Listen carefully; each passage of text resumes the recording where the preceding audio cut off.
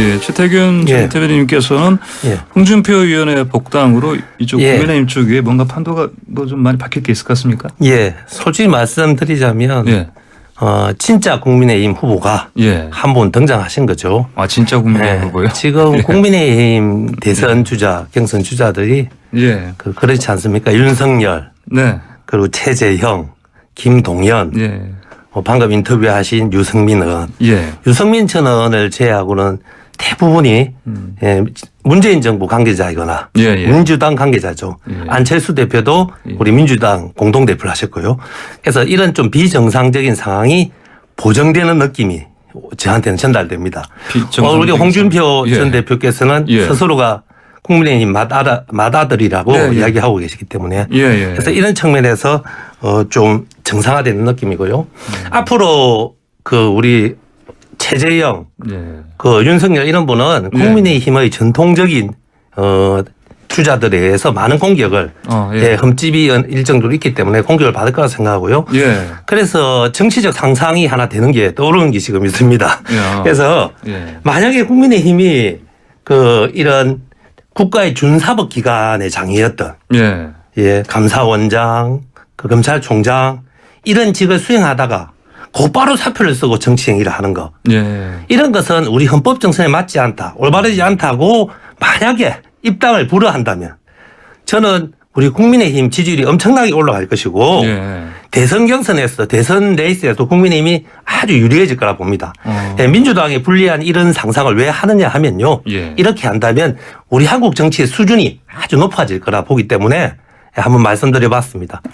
일단 저는 원희룡 지사가 굉장히 서운해하실 것 같습니다. 지금 이제 우리 최 대변인께서 언급하신 국민의힘 후보 중에 원희룡 지사가 빠져 있잖아요. 그래서 일단 좀 섭섭해하실 것 같다. 죄송합니다. 실제로 섭섭해하실 것 같아요. 뭐 특히 진짜 배기 후보다 홍준표 의원을 갖고 얘기를 하시니까 뭐 홍준표 의원님은 이 방송 들으시고 되게 뿌듯해하실 것 같은데 좀 전에 인터뷰하신 유승민 의원부터 시작해서 다들 좀 서운해하실 것 같다는 생각이 들고요.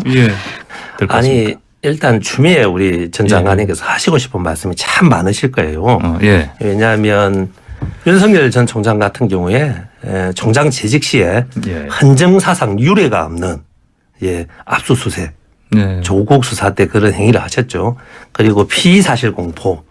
정말 모든 언론에 도배가 할 정도 피사실 공포했었죠. 그렇게 하셨는데 정작 윤석열 전 총장은 본인의 측근 수사와 가족 수사에 대해서는 시간 보내기 그리고 수사방해 의혹을 받고 계시죠.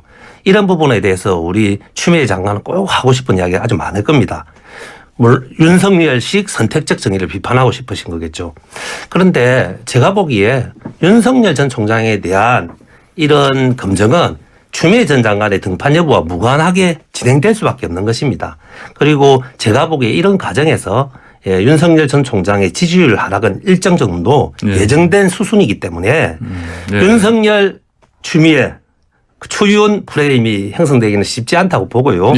차라리 우리 추미애 전 장관님 같은 경우에는 너무 검찰개혁 부분에서만 본인이 연상되고 있는데 국가를 운영할 수 있는 자신의 비전, 가치 이런 것을 얼마나 잘 드러내는가 것이가에 달려서 우리 추미애 장관의 활약도는 결정난다고 오히려 보고 있습니다. 꽝 잡는 배보단 다른 거 쪽으로 좀 방향을 좀 보여줘라. 저는 그런 부분이 필요하다고 봅니다. 알겠습니다. 그렇습니까? 저 방금 말씀하신 것처럼 김연아 전 의원께서 말씀하신 것처럼 민주당 내에서 우려하는 목소리가 있는 건 사실이죠. 그런 거죠. 사실 이제 추미애 장관이 때린 공은 윤석열인데 정작 날아가는 공은 조국 공이 아닐까 이런 우려를 하고 있는데요. 방금 말씀 중에 이제 한 가지만 뭐 존중하지만 한 가지 말씀드리고 싶은 거는 대한민국에서 가장 독점적 권력을 가지고 있는 직위가 검찰총장입니다. 검찰총장은 합법적인 힘으로 그렇게 물러나게 할 수 있는 직책이 아닙니다. 그래서 전 세계에서 가장 독점적 지위를 확보하고 있는 게 우리 대한민국 검찰이고요. 그래서 뭐 그런 추윤 갈등에서 추미애 장관이 뭐 패배했다 이렇게 단정적으로 말씀하는 거는 조금 부적절한 듯 보입니다. 아니 지금 이제 꽝 잡는 매가 되겠다는데 혹시 꽝이 중도 탈락할 가능성은? 자, 우려 얘기 나왔으니까. 아까 저 얘기 나눴던 홍준표 의원이요. 대선 출마에 대해서도 먼저 이분이 워낙 이제 언론에서는 뭐 강성 보수 이미지가 강해서 굉장히 노련하세요. 아. 예, 예전보다 훨씬 예. 발언이 조금 정제되어 있습니다. 아. 예, 윤석열 총장을 예. 향해서 날쌘 뭐 아주 예. 그 비수 같은 말을 한다고는 하시지만 홍준표 의원의 과거 비수 발언을 보면 저는 예. 아직 시작도 안 됐다고 생각이 됩니다. 예. 근데 왜 그러실까라고 보면 당이 변하고 국민들의 민심이 변하고 있다는 것을 저는 예. 동물적으로 알아채고 계신 거라고 생각합니다. 예. 공격수로만 끝날지라고 예. 하는 것에 대해서 본인이 끊임없이 저는 고민하실 거라고 생각이 됩니다. 어쨌든 지금은 좀 살살하고 계시는데 강도가 다시 세지실지 예. 아니면 부드러운 모습으로 변화하실지는 조금 앞으로 지켜봐야 될 것 같습니다. 알겠습니다. 그런데 이제 알만한 사람은 이준석 대표가 이런 정치 스타일의 획기적인 변화를 보여줄 거라고 예측했고요. 예. 그런데 사실 이준석 대표가 가진 자산이라고 한다면 또 다른 한 측면이 있죠. 예. 좀 속되게 말하면 꼴통 보수와 다른 네. 비합리적 보수와 다른 모습을 확실히 보여주는 것. 이런 것에 대해서 저희들은 기대를 많이 했는데요. 예.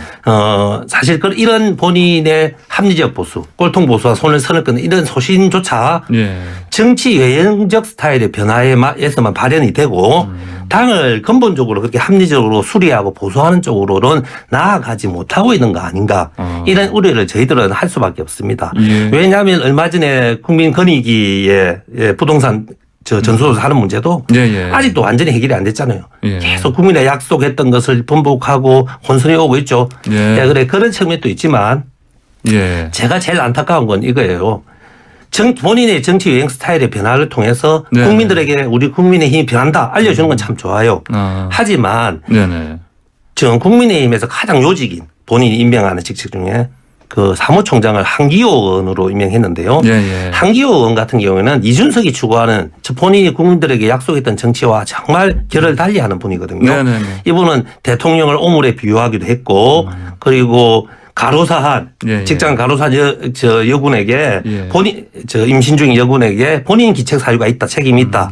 그리고 강경화 전 장관의 남편인 이일병 교수 예. 같은 경우는 이름을 조롱하듯이 강경화 장관이 왜 일병하고 사나 장군하고 살지는 못하고 이런 식의 비인권적인 그리고 아주 질 낮은 이야기를 하신 적이 있습니다. 예. 그래서 저는 이준석 대표님께 좀 궁금한 게 국민적으로 본인이 보이는 모습은 참 참신하고 외행적 정치 스타일이 변하고 있는데 그런 이런 한기호 사무총장 같은 분하고 배후에서 일을 같이 하고 있는가 이런 것에 대한 우려를 표명할 수밖에 없습니다. 알겠습니다. 또 오늘 또 여의도 스트랩스 코너가 시간 지금 또 마무리할 시간이 돼버렸습니다.